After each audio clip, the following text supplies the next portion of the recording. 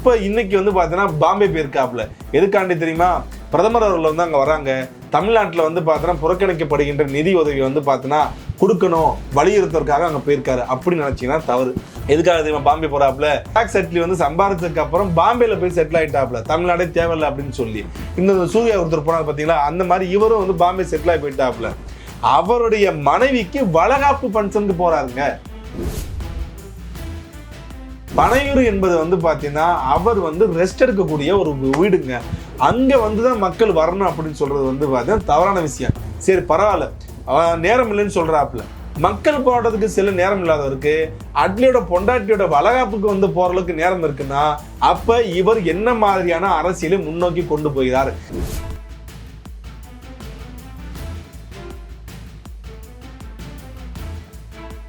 இன்னொரு நடிகை கூட வந்து பாத்தீங்கன்னா தொடர்பு இருக்காங்க. நான் சொல்லல, அவங்க மனைவியே சொல்றாங்க தொடர்பு இருக்காங்கன்னு சொல்றாங்க. அதுக்கேற்ற மாதிரி இந்த நோட்டீஸ் அனுப்பிச்சதுக்கு அப்புறம் கூட வந்து பாத்தீங்கன்னா ஜோடி போட்டு போறாப்புல.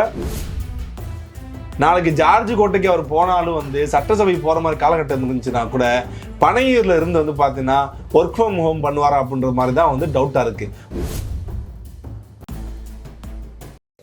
இன்றைக்கு தமிழக வெற்றி கழகத்தினுடைய தலைவராக இருக்கக்கூடிய விஜய் அவர்களை பற்றி பேச போகிறோம். ஏன் வந்து விஜய் அவர்கள் பற்றி பேச வேண்டிய காலகட்டம் என்னன்னா வந்து விஜய் அவர்கள் வந்து அரசியலில் நேரடியாக வந்து பார்த்தீங்கன்னா ஒரு கொள்கை முடிவு எடுத்தோ இல்லை இந்த கொள்கைக்காக நாங்கள் பாடுபடுவோம் என்று நினைத்தோ இல்லை பலகட்ட போராட்டங்கள் நடத்தியோ மொழிக்காகவும் நாட்டு மக்களுக்காகவும் சமூக நீதிக்காகவும் இவரது கல்விக்காகவும் ஒரு போராட்டங்கள் பலவாக நடத்தி அதன் மூலமாக பல வழக்குகளை சந்தித்து சிறை சென்று அதன் பின்பு வந்து பார்த்தீங்கன்னா ஒரு அரசியல் கட்சி ஆரம்பித்து அதில் வந்து பார்த்தீங்கன்னா பல கட்சிகளை வந்து உள்ளடக்கி ஒரு கூட்டணி தலைவராக இருந்து தமிழ்நாட்டில் முதலமைச்சராக வர வேண்டும் நினைத்தால் அவருக்கான வந்து கேள்விகள் வந்து பார்த்தீங்கன்னா கம்மியாக தான் இருந்திருக்கு, எளிமையாக இருந்திருக்கும். ஆனால் நேரடியாகவே தான் சந்திக்கின்ற முதல் தேர்தலையே, கட்சி ஆரம்பித்த முதல் தேர்தலையே நாங்கள் வந்து பார்த்தீங்கன்னா நான் தான் தமிழ்நாட்டோட முதலமைச்சராக போகிறேன், நாங்கள் தான் வந்து தமிழ்நாட்டுடைய தலையெழுத்தே மாற்ற போகிறோம், ஆளும் திமுக அரசாங்கம் நாங்கள் தான் வீழ்த்த போகிறோம்னு சொல்லி பேசுகின்ற விஜய் அவர்கள் மக்கள் போராட்டத்திற்கு வந்து பார்த்தீங்கன்னா களத்தில் இறங்கி வருவார் என்று பார்த்தால் இறங்கி வருவது கிடையாது. எல்லாத்தையுமே வந்து பார்த்தீங்கன்னா பனையூர்லேயே கொண்டு போய் முடிச்சுக்கிறாப்புல. நாளைக்கு ஜார்ஜ் கோட்டைக்கு அவர் போனாலும் வந்து சட்டசபை போகிற மாதிரி காலகட்டம் இருந்துச்சுன்னா கூட பனையூரில் இருந்து வந்து பார்த்தீங்கன்னா ஒர்க் ஃப்ரம் ஹோம் பண்ணுவாரா அப்படின்ற மாதிரி தான் வந்து டவுட்டாக இருக்குது. ஒரு லேப்டாப் கொடுத்துருங்கப்பா, நான் பனையூர்லேயே உட்காந்துட்டு வந்து வீடியோ கான்ஃபரன்ஸ் வரேன், சபாநாயகர் அவர்களே இந்த பிரச்சனையை வந்து பார்த்தீங்கன்னா அப்படின்னு சொல்லி அந்த அளவுக்கு போவாருன்னு சொல்லி தான் வந்து யோசிக்க வைக்குது. என்னங்க இந்த மாதிரி வந்து கடுமையாக வந்து விஜயை பற்றி பேசக்குண்டான காரணம் என்னங்க அப்படின்னா, கடந்த ஒரு மாதத்தில் வந்து அவர் இப்போ இன்னைக்கு வந்து பார்த்தீங்கன்னா பாம்பே போயிருக்காப்புல. எதுக்காண்டி தெரியுமா? பிரதமர் அவர்கள் வந்து அங்கே வராங்க. தமிழ்நாட்டில் வந்து பார்த்தீங்கன்னா புறக்கணிக்கப்படுகின்ற நிதி உதவி வந்து பார்த்தீங்கன்னா கொடுக்கணும் வலியுறுத்துறதுக்காக அங்கே போயிருக்காரு. அப்படி நினைச்சீங்கன்னா தவறு. எதுக்காக தெரியுமா பாம்பே போறாப்புல? தமிழ்நாட்டில் இருந்து கொண்டு தமிழ்நாட்டில் பழைய படங்கள் புறாத்தையும் வந்து ரீமேக் பண்ணிட்டு கேட்டால் தன்னோட மூளையில் உதித்தது அப்படின்னு சொல்லி படம் போலியா வந்து பார்த்தீங்கன்னா படம் எடுத்த அட்லின்ற ஒரு டைரக்டர், ஜெராக்ஸ் அட்லி தான் பேரு இளைஞர்கள் மத்தியில். அந்த ஜெராக்ஸ் அட்லி வந்து சம்பாதிச்சதுக்கு அப்புறம் பாம்பேல போய் செட்டில் ஆயிட்டாப்புல. தமிழ்நாடே தேவையில்லை அப்படின்னு சொல்லி. இன்னும் சூர்யா ஒருத்தர் போனார் பார்த்தீங்களா, அந்த மாதிரி இவரும் வந்து பாம்பே செட்டில் ஆகி போயிட்டாப்புல. அவருடைய மனைவிக்கு வளகாப்பு ஃபங்க்ஷனுக்கு போறாருங்க. நான் சினிமாவே திறந்துட்டேன், சினிமா விட்டே வந்துட்டேன் அப்படின்னு சொல்றவர் வந்து இங்கே எவ்வளோ மக்கள் பிரச்சனை இருக்கு.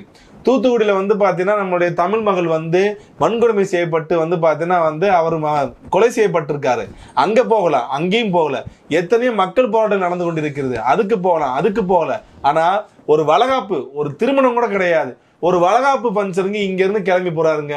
கடந்த ஒரு மாசத்துல மட்டும் பார்த்தீங்கன்னா ஃபர்ஸ்ட் வந்து பார்த்தீங்கன்னா ஜெகன்மோகனோட ஃபங்க்ஷன் போறாரு, அடுத்து ஏஜிஎஸோட ஃபங்க்ஷன் போறாரு, இப்போ வந்து பார்த்தீங்கன்னா அட்லியோட ஃபங்க்ஷன் போறாப்புல. இன்னமும் பக்கா சினிமாக்காரராகவும் ஒரு நடிகராக மட்டும்தான் வந்து விஜய் அவர்கள் வந்து நடந்துக்கிறான்றதுதான் இதில் யதார்த்தமான உண்மை. அதை கூட விடுங்க, தான் பெத்த பொண்ணுக்கு வந்து பார்த்தீங்கன்னா பட்டம் வாங்க கூட வந்து போகலங்க. தான் பொண்ணு வந்து பார்த்தீங்கன்னா படித்து பட்டம் வாங்குது, அதை பார்க்க போகலைங்க. அடுத்து தான் பையன் வந்து முதல் டைரக்ஷன் பண்ணுறாப்புல, அதுக்கும் போகலைங்க. இந்த மாதிரி சரி மனைவிக்கும் இவருக்கும் தான் வந்து ஒரு இதாகி போச்சு, அவங்க 8 வருஷமா என்னை வீட்டுக்குள்ள விடலை அப்படின்னு சொல்கிறாங்க. ரைட்டு, ஓகேங்க. நீங்கள் இன்னொரு நடிகை கூட வந்து பார்த்தீங்கன்னா தொடர்பு இருக்காங்க, நான் சொல்லலை, அவங்க மனைவியே சொல்கிறாங்க தொடர்பு இருக்காங்கன்னு சொல்கிறாங்க. அதுக்கேற்ற மாதிரி இந்த நோட்டீஸ் அனுப்பிச்சதுக்கு அப்புறம் கூட வந்து பார்த்தீங்கன்னா ஜோடி போட்டு போகிறாப்புல. அந்த கட்சியினரே கடமையான விமர்சனம் பண்ண வச்சாங்க. அண்ணா இதுக்கு மேலே நாங்கள் எப்படின்னா முட்டு கொடுக்குறது அப்படின்ற அளவுக்கு போயிட்டாங்க. ஆனால் தான் சொந்த மகளுடைய ஒரு பட்டம் வாங்குறது கூட போகலைன்னா அப்போ என்ன மாதிரி கேரக்டராக தான் வந்து பார்த்தா விஜய் அவர்கள் இருக்கான்னு சொல்லி மக்கள் புரிஞ்சுக்கணும். நீங்க தமிழ்நாட்டு மக்களுடைய ஓட்டு என்பது வந்து பாத்தீங்கன்னா நம்மளுடைய உரிமை. 5 வருடத்துக்கு வந்து பாத்தீங்கன்னா தமிழ்நாட்டின் தலையெழுத்தை தீர்மானிக்கக்கூடிய ஒரு உரிமை. அந்த உரிமையை வந்து நீங்க போடுவதற்கு முன்பாக இதெல்லாம் யோசித்து பார்க்கணும். ஏற்கனவே இதுக்கு முன்னாடி வந்து திமுகவினர் வந்து பாத்தீங்கன்னா மாநாட மயிலா நடத்திக்கிட்டு இருந்தாங்க. இலங்கையில வந்து பாத்தீங்கன்னா அந்த பிரச்சனை நடந்துகிட்டு இருப்பலான்னு சொல்லி கடுமையான விமர்சனங்கள், சினிமா சார்ந்த விமர்சனங்கள் தான் அந்த கட்சி அதிகமா சம்பாதிச்சிருக்கு. அதே போலதான் வந்து விஜய் அவர்கள் இன்னும் பக்கா சினிமாக்காரராக நடிகர் விஜயா தான் வராரு தவிர தமிழக வெற்றி கழகத்தின் தலைவராக வந்து பார்த்தா நடந்துக்க மாட்டாருன்னா தமிழ்நாட்டில் இருக்கிற அவருடைய கட்சிக்காரர்களும் இளைஞர்களும் அரசியல் விமர்சகர்களும் பத்திரிகையாளர்களும் தொடர்ச்சியாக வைக்கிற கேள்வியை வந்து அதை நோக்கி தான் வைக்கிறது. மூத்த பத்திரிகையாளர் இருக்கக்கூடிய ஐயநாதன் அவர்கள் வந்து ஆரம்பத்தில் வந்து பார்த்தீங்கன்னா தார்மீக ஆதரவு கொடுத்தாப்புல. அவர் இப்போ வெளியேறி வந்து பார்த்தீங்கன்னா அவரே வந்து மடக்கூதிகள் பிளஸ் வந்து பார்த்தீங்கன்னா இந்த தற்கொலைகள்னு சொல்லி பேசுற அளவுக்கு கொண்டு போய் நிப்பாட்டிருக்காங்கன்னா இவர்களுடைய செயல்பாடு. பனையூர் என்பது வந்து பார்த்தீங்கன்னா அவர் வந்து ரெஸ்ட் எடுக்கக்கூடிய ஒரு வீடுங்க. அங்கே வந்து தான் மக்கள் வரணும் அப்படின்னு சொல்றது வந்து பார்த்தீங்கன்னா தவறான விஷயம். சரி பரவாயில்ல, நேரம் இல்லைன்னு சொல்றாப்புல. மக்கள் போடுறதுக்கு சில நேரம் இல்லாதவருக்கு அட்லியோட பொண்டாட்டியோட வளகாப்புக்கு வந்து போற அளவுக்கு நேரம் இருக்குன்னா அப்ப இவர் என்ன மாதிரியான அரசியலை முன்னோக்கி கொண்டு போகிறார்? இதை தமிழ்நாட்டு மக்கள் எப்படி புரிந்து கொண்டு விஜய் அவர்களை வந்து ஓட்டு போட்டு தேர்ந்தெடுத்து பனையூர்ல வந்து பார்த்தா முதலமைச்சர் ஆக்குறது எதற்கு?